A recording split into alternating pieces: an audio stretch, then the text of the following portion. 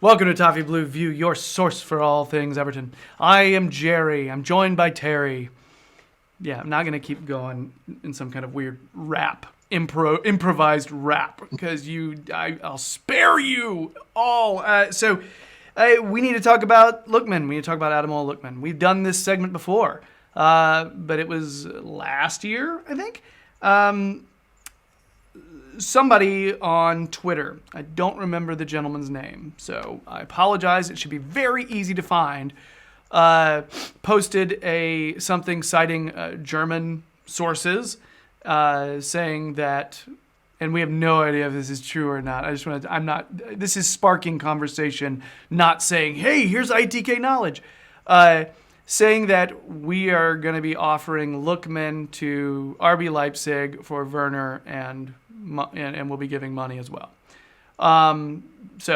Potentially solving our striker crisis. However, everybody has basically said him going to Munich, Bayern Munich is all but done. Okay?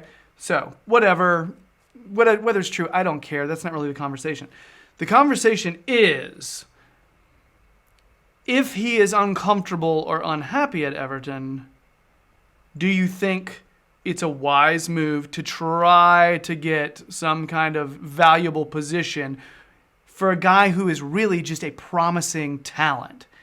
And it's weird because I think Terry and I right now are of the opinion you keep the guy if you can. Because he's just dazzling when he plays. And yeah, Ademola Lookman, if you're watching, you are dazzling when you play, okay? Everybody loves watching you play, all right? So this video is not like, hey, oh gosh, he's not ready. No, screw that. He's ready for first team. He just needs to hopefully gradually get, worked in, rotated in a little bit more. Okay.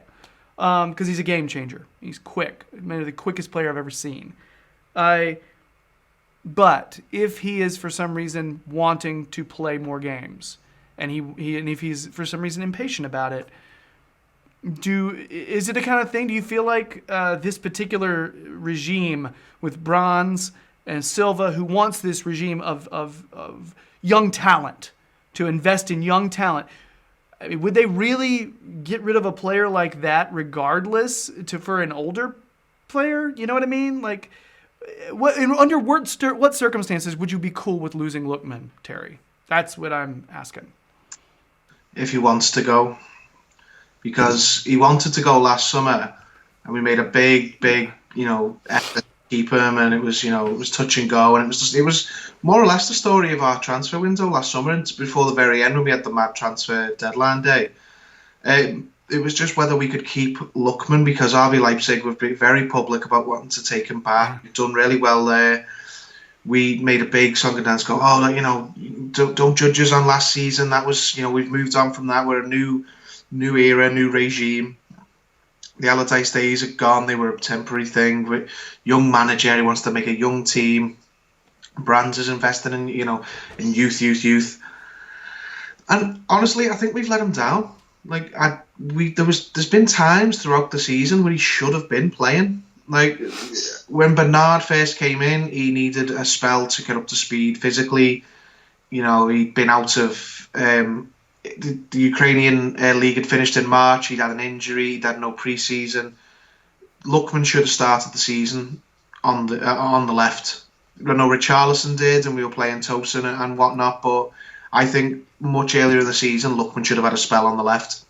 And more recently, obviously not since Richarlison has gone on to the right-hand side, because the current front three, they're ironclad at the minute. They're playing so well. There's no way for any player in. That's fair enough. But for a long spell before that, Theo Walcott was getting a game every single week and was just not contributing at all to the team.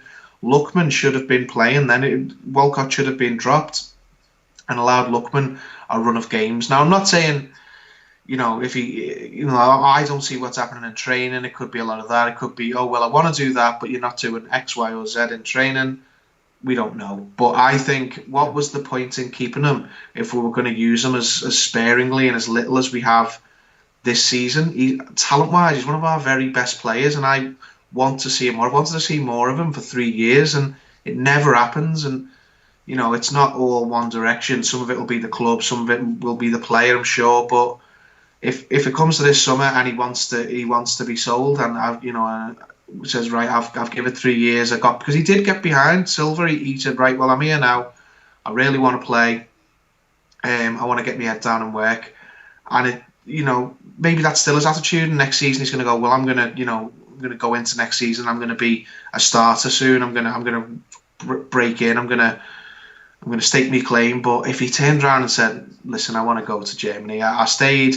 I didn't play. This is what all the other young English players at different clubs are doing. They're not getting games at their Premier League clubs, so they're going to Germany and they're getting played and they're becoming better players for it. So if he was to turn around and say, I want to go this summer, I don't think the club would be right to stand in his way, providing a appropriate amount was offered for him, because we haven't played him, and it's not like we've been on fire throughout the whole season and couldn't get him in the team. There's been times when he should have been playing and he hasn't been. I have been quick to, and I don't think I'm the only one, quick to kind of, I don't know if berate is the right word, but almost like scold players who want to play immediately. Okay?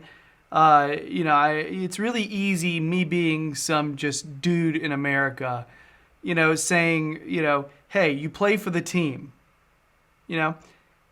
If he's a situation, a lot of this is going to take him doing some self-analysis. Okay? If he's a guy who's naturally, not super self-confident. Okay? That is not something I feel like I can judge him for. If he is a player who derives his self-worth and self-image from how well he's playing, if that's how he's valuing, then if he's not playing at all, he's going to be kind of down. And that's just the way it is. And there's no reason to judge a guy for that. None. It's not, at first, there were times where I'm like, oh man, he wants to play and he's having a bad attitude for it. But no, he's made himself available this year, hasn't he? He has. His attitude, as far as we have seen, has been great this season. All right? So it's just going to be a situation where he does some self-analysis and says, okay, I am depressed because I'm not getting to play. In order for me to feel strong about myself and feel like I can improve, I need to be playing with regularity. And if that's the case, he does need to move on. That's just some self-assessment he's got to do with his own brain. He's got to be able to know thyself, You have to think about it. And that doesn't make him a bad professional. It just makes him somebody who understands himself.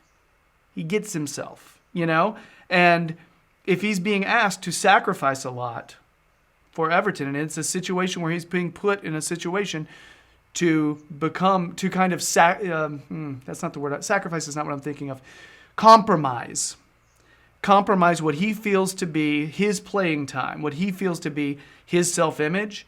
If he's going to think more about himself being somewhere else and playing more, that's his call. And it sucks because I think he does want to be awesome at Everton. But he's in a situation where right now Bernard starts, and that's the way it is. And right now Richarlison starts, and that's the way it is. Lookman's getting to play, and it's something to be said that he's getting to play off the bench for these good players, but he's just not starting. And I don't think that's good enough for him. And I'm not sure if it should be.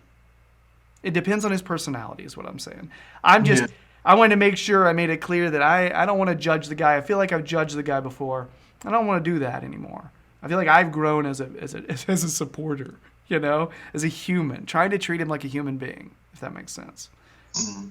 So I'd love to see him more. I'd love him to stay, and I'd love him to, be part of a attacking unit that we've got, and throughout the season, players come in. But I just feel like this season we haven't seen him when I thought we would do. Like I thought when he wasn't playing, he'd be the very first substitute, and then as soon as there was an injury or a loss of form to any of the front three, he'd come in and there'd be a reshuffle, and it just hasn't. It just hasn't worked like that. And I don't know whether Silva doesn't like his work rate, doesn't trust him defensively, or something like that. But I just thought we'd see more of him. But I've just thought while you were speaking then, Gerry, that it could be that he does stay, and that going forward, the young players who haven't got a lot of time this year will start to get it as it goes forward. I think maybe perhaps the first year under Silva, he's had to play a little bit more safe and get the right mixture, the right formula in this summer, so the young players can come in more often. Like we've just give Tom Davies a brand new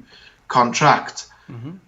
When he hasn't played a lot either, so maybe it's good. Well, next season, I know I haven't played Davies much this season, but I do plan to next season. But next season, I'm going to roll with a midfield three, and rather than a 4-2-3-1, and that's going to suit him a lot more. Maybe it'll be something similar with Lookman and go, yeah, we've kept him and we didn't use him as much as we'd like last season, but we weren't playing a front three back then. We were playing 4-2-3-1, and he had a lot more defensive responsibilities. We could play a 4-3-3, and the midfield three do a lot more defensive coverage, and then he can play as a front three and Lookman's fine. We don't know. It's going to be interesting, but I certainly wouldn't stand in Lookman's way at this point. If he decided this would be his 4th year at the club, and he feels he could develop better elsewhere. I'd be sad to see him go, but I wouldn't stop him personally. I just think he's a really good talent, and young players don't improve through not playing. They need to play regularly, and we're seeing it right across the Premier League. Like lots of different clubs, most notably Jadon Sancho, but lots of other players, young English players, are going to Germany to clubs and playing regularly and getting better for it. And then lo and behold, like Jadon Sancho, they get linked back to England in big money moves because they developed while they were away. I mean, heck, young Americans are going there and playing. I mean, look at Christian Pulisic, going to Chelsea now. So it's they're developing and they're getting to play at a very young age. So yeah, it's a weird scenario, because the whole time you're sitting there thinking, don't want to lose that guy, do not want him to go. But if he's feeling miserable, not happy, it's tough. It's tough because it's hard but I don't necessarily know that he's miserable, though, because I feel like if someone's miserable, they're not going to be... I mean, his attitude is good enough to where Silva sees him coming in, and he's putting him in games. He's subbing him in. So his attitude is good enough to where he's getting that sub time. So it's not a situation where he's pouting, because if he was pouting, Silva wouldn't play him. Yeah. So, I don't know. It's going to be an interesting one. And it could be we're having this discussion and there's no need. Everything's cool with the club. La, la, la. Which is usually the case. Is we're making much ado about nothing, which I just made up as my phrase. It's been in America for a while, but maybe people in England haven't heard it.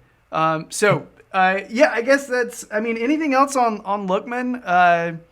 I don't know. That's the thing. I mean, I'm all for like a guy who seems like he's a sensitive guy eventually finding a place at your club and being happy, because he does seem like he's a sensitive guy. Yeah. I want him to stay. We just don't have a lot of players that we can just put them in there and immediately they make an impact. Yeah. We just don't have that. He's on the list. If you make a list of players to keep and players to sell, he's. I don't think anyone puts him on the sell list. Absolutely not. Not at all.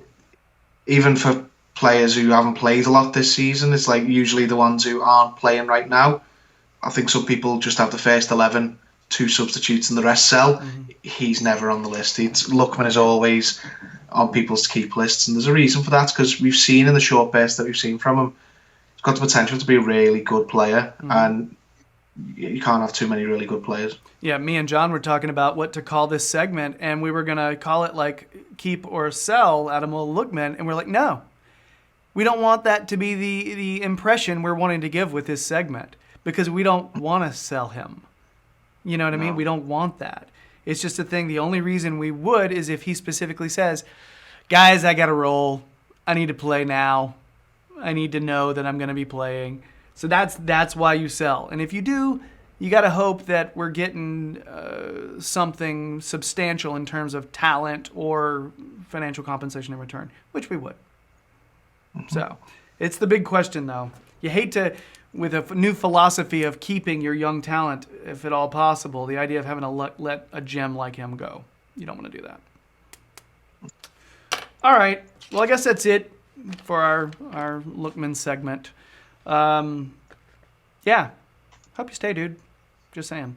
So that is our final video segment. If you want to switch over to the podcast, we'll be doing a lightning round with Terry, which is always short and entertaining. So I will have 20 questions that I have formulated over, before we came on the air. Very short, quick answers from him, and you'll learn more about Terry, a lot more about life in general. So switch on over to the pod if you want to hear the lightning round. If not, we'll miss you. But if you do want more Terry, check him out on the Twitters. He'll tell you when he's going to be on the Liverpool Echo fan jury and that kind of stuff. And also, everybody, please subscribe to the Toffee Blues podcast. We just appreciate it. Getting those numbers up, it just helps us. It really does. You like my pause? It's super dramatic. Yeah. So that's it. We're going to go now. Switch to the pod if you want. Other than that, we'll talk to you next time. Bye.